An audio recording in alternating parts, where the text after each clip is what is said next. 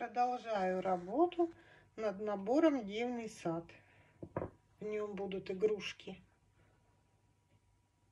вот в таком красивом мятном цвете. Сегодня работаю над эльфом. В сказочном саду сказочная девочка. Она почти готова. Осталось украсить ее прическу и дать ей цветочек в ручки. Вот такая вот будет красавица. Потом покажу работу над другими игрушками. Вот эта игрушка почти готова. Остался бант. Будет вот такой еще сказочный дворец. Над ним еще практически не работала, только окрасила.